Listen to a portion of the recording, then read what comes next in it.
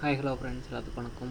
இன்றைக்கி டே 3 of 60 days challenge. என்னடா இவன் டக்குன்னு ஃபோட்டோஷாப் ஓப்பன் பண்ணி வச்சுருக்கானே, போன வீடியோவில் வந்துட்டு டிஜிட்டல் மார்க்கெட்டிங் படிக்க போகிறான் அப்படின்னு சொல்லி கேட்டிருப்பீங்க.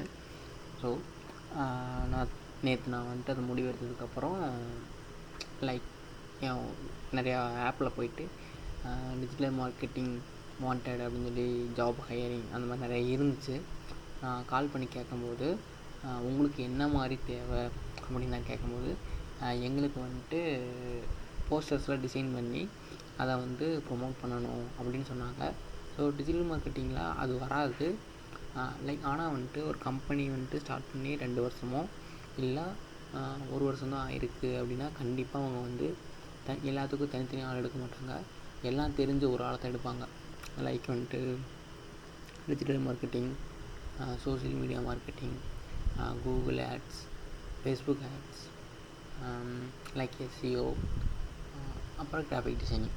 இது எல்லாம் தெரிஞ்ச ஒரு ஆளை தான் அதிகமாக பே பண்ணி இப்போ அவங்க ஒவ்வொன்றுக்கும் ஆள் எடுத்தாங்க அப்படின்னா அவங்களால ஃபண்டு கொடுக்க முடியாது, சேலரி கொடுக்க முடியாது. ஏன் அப்படின்னா அவங்க ஸ்டார்ட் பண்ணி 1 இயர் தான் ஆகிருக்கும். அதனால் சேலரி கொடுக்க முடியாது. அதனால் சரி, இதுலேருந்து ஸ்டார்ட் பண்ணலாம்.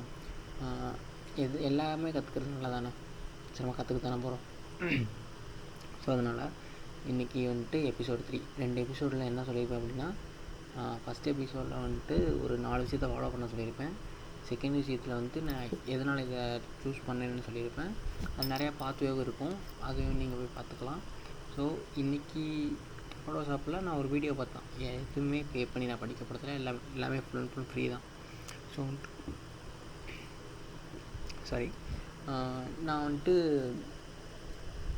யூடியூப்பில் வீடியோ பார்த்து தான் கற்றுக்கிட்டேன். நான் கற்றுக்கிட்டதில் ஃபஸ்ட்டு 4 வச்சு தான் நான் பண்ணியிருக்கேன். இது டூல், இது வந்து